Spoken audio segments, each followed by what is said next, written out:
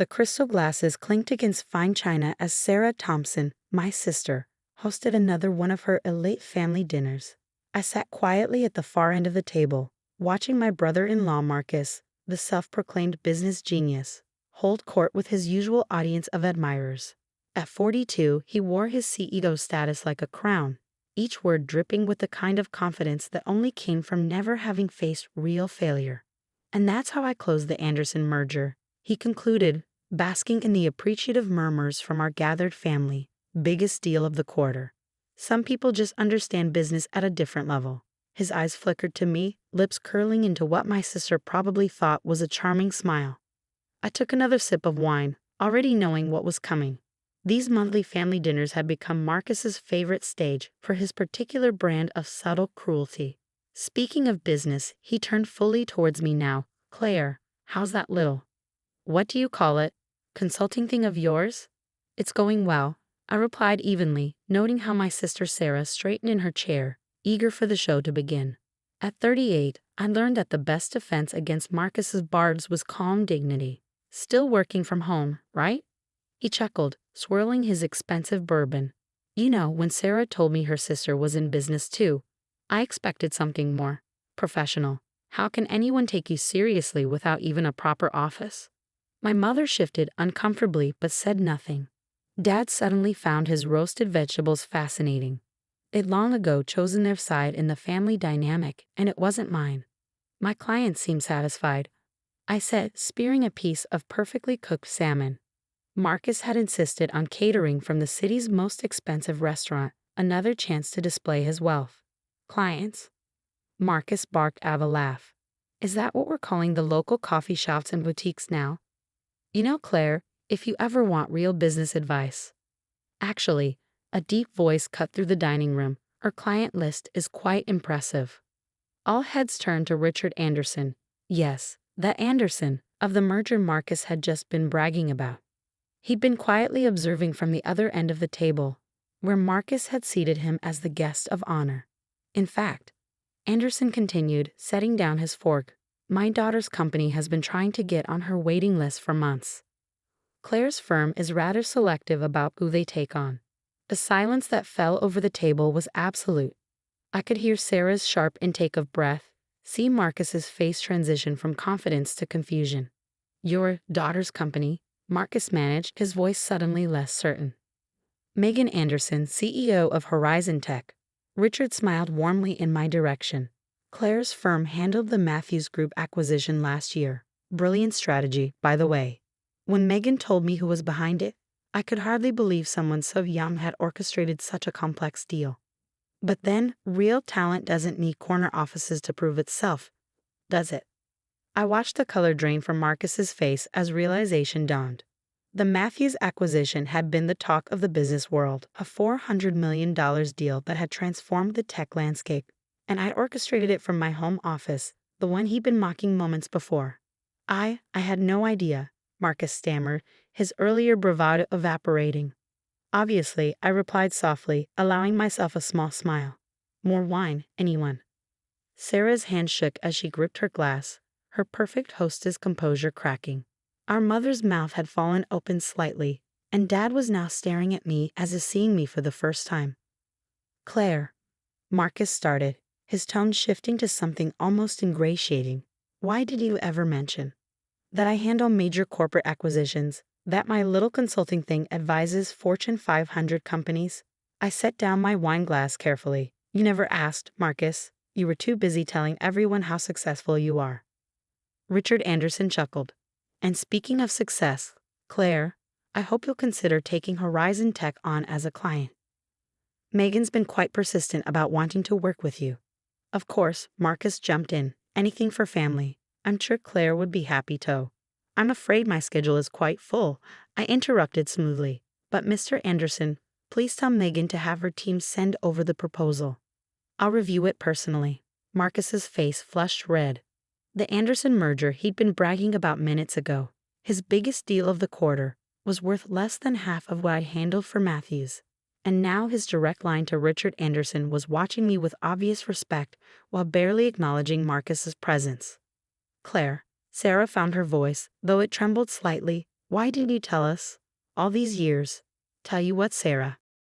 That while you and Marcus were mocking my little business, I was building one of the most respected consulting firms in the industry. That the home office you love to ridicule has closed deals worth billions?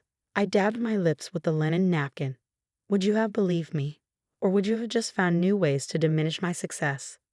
The truth hung heavy in the air. They wouldn't have believed me.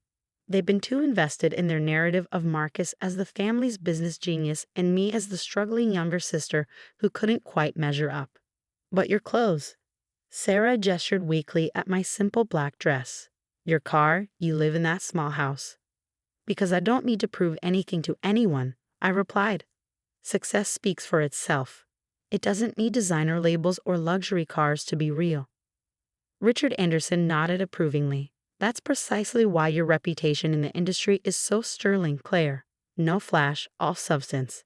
The exact opposite of. His eyes flickered to Marcus briefly. Certain other approaches. Marcus's hand tightened around his bourbon glass. His carefully cultivated image of business brilliance was crumbling, and with it his standing in the family. But I wasn't done yet. Not even close. Mr. Anderson, I turned to Richard, ignoring Marcus's attempts to catch my eye. I'd love to hear more about Horizon Tech's expansion plans. Perhaps over dinner next week. I know a wonderful little place. The new French restaurant on Fifth. Marcus interjected desperately. I'm a member there. I cold. Actually, I smiled. I own it. One of my small side investments. Nothing like running a major corporation, of course, but it turns a nice profit. The restaurant Marcus had been trying to get a membership to for months. The one he bragged about finally getting into. He'd never known that every time he dined there, he'd been in my establishment. Sarah's wine glass slipped from her fingers, staining the pristine tablecloth red. But for once she didn't rush to clean it up. She was too busy staring at me, really seeing me for the first time in years. The thing about success, I continued, standing up from the table, is that it doesn't need an audience to be real. While you were all focused on Marcus's latest promotion or Sarah's country club membership, I was building something lasting, something real. I reached for my simple leather handbag, not designer, but handmade by an artisan I'd helped start their business. Thank you for dinner, Sarah. Mr. Anderson, I'll have my office contact you about that dinner next week. As I walked toward the door, I heard Marcus's strained voice. Claire, wait, perhaps we should discuss. Discuss what? I turned back briefly. How you spent years mocking my business? How you treated me like a failure because I didn't brag about my success? Or maybe how you're suddenly interested in my little consulting thing now that you know who my clients are. The silence was deafening. Sarah had sunk back in her chair, her perfect dinner party in ruins. Our parents were looking anywhere but at me. And Marcus looked like a man watching his carefully constructed world crumble. Send me the dinner bill, Sarah, I called over my shoulder. I know how Marcus hates to spend money on family charity cases. The door closed behind me with a satisfying click, leaving them to digest not just their expensive catered meal, but the realization that they'd spent years underestimating exactly the wrong person. And this was just the beginning, because what they didn't know, what Marcus was about to find out, was that his company's upcoming merger, the one he'd been counting on to secure his position as CEO, was about to face an unexpected complication. One that had everything to do with the sister-in-law he dismissed for so long. The morning after the dinner party, my phone exploded with notifications. Text messages from Sarah, voicemails from Marcus, even emails from my parents, all suddenly desperate to clear up any misunderstandings. I smiled, remembering Marcus's face when Richard Anderson had revealed who I really was. But I wasn't interested in their belated attempts at reconciliation. I had a merger to stop. You see, what Marcus didn't know, what he'd been too arrogant to investigate, was that his company's upcoming merger wasn't just another deal. It was a carefully orchestrated plan, one I'd been developing for months. Claire, my assistant's voice came through the intercom of my home office. Yes, the same one Marcus had mocked.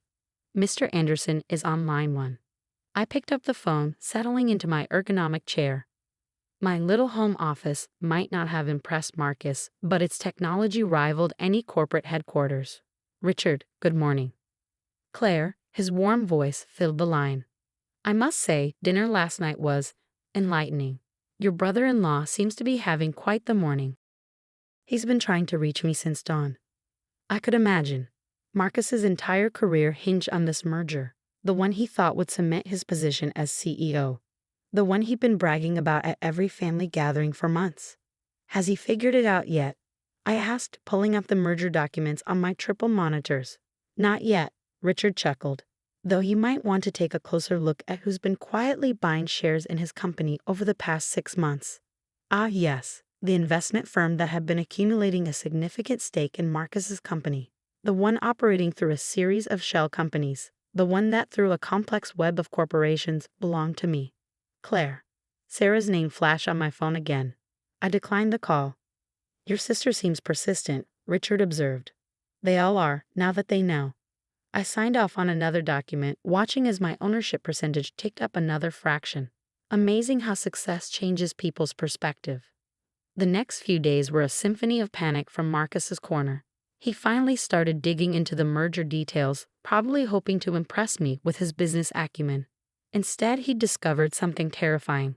His company was being systematically purchased by an unknown entity. You have to help me. He cornered me outside my favorite coffee shop, not coincidentally, one of my first consulting clients. Claire, whatever bad blood there is between us, this is my career we're talking about. I took a sip of my artisanal latte. Funny, I thought it was just a little coffee shop last month when you mocked me for helping them expand. I was wrong, okay. He ran his hands through his perfectly styled hair, messing it up in a way Sarah would have hated. I was arrogant and stupid, but please, if this merger falls through, then what, Marcus? You'll have to work your way up like everyone else. Start something from scratch. Build a business without writing on your family name. His face paled. We both knew he'd never built anything himself. His CEO position had come through connections, not competence. The same connections he used to belittle me at every opportunity. My phone buzzed again. A notification from my legal team. Another block of shares acquired. We were getting close. The board meeting is next week, Marcus said desperately. They're expecting me to present the merger details. But this unknown buyer, if they gain controlling interest, then you'd be answerable to them. I finished for him. Imagine that. The great Marcus Thompson having to justify his business decisions to someone else. The realization dawned in his eyes slowly. Claire, the buyer, it's not. My phone buzzed again. A text from Richard Anderson. Megan's team just sent over the Horizon Tech proposal. Impressive plans. Shame about Marcus's company. They would have made a good partner if their leadership was different. I showed Marcus the text. Watched as the last pieces clicked into place. You're going to destroy everything I've built, he whispered. No, Marcus. I'm going to show you what real business looks like. I stood up, smoothing my simple but immaculately tailored dress. The board meeting is at 2 p.m. next Thursday, correct? Don't worry about preparing anything. I'll be handling the presentation. The week that followed was chaos. Sarah showed up at my house twice, begging me to reconsider. He's family, she pleaded, as if she hadn't spent years treating me like an embarrassment. My parents tried next. Think about what this will do to the family name. Dad argued. The same family name that hadn't stopped them from laughing at Marcus's jokes about my cute little business. But the real satisfaction came at the board meeting. I walked into the room Marcus had dominated for so long, taking my seat at the head of the table. The other board members, old men who'd never questioned Marcus's leadership, stared in confusion. Gentlemen, I began, as Marcus slumped in his chair. I represent Quantum Ventures, the investment firm that now holds a controlling interest in this company. We've reviewed the proposed merger extensively, and we have some concerns about the current leadership strategy. For the next hour, I methodically laid out every mistake Marcus had made, every rushed decision, every missed opportunity, every instance where he chosen flash over substance. The board members' expressions shifted from confusion to concern to outright alarm. Therefore, I concluded, our first act as majority shareholder will be to recommend new leadership. Someone who understands that real business success isn't about corner offices or country club memberships. It's about solid strategy, careful planning, and actual results. Marcus stood up, his face red. You can't do this. I built this company. Did you? I pulled out a folder. Because our analysis shows that company value has actually decreased under your leadership. The only thing keeping your position secure was this merger, a merger that as of this morning is no longer happening. The board erupted in chaos. Marcus tried to speak, but his voice was drowned out by angry shareholders demanding explanations. I sat quietly, watching years of his carefully constructed facade crumble. Oh, and Marcus, I added as he headed for the door, his career in shambles. You might want to start looking for a new country club membership. The one you have is about to be discontinued. The aftermath was everything I planned for. Marcus was forced to resign, his reputation in tatters. Sarah's social circle, the one she used to mock my simple lifestyle, suddenly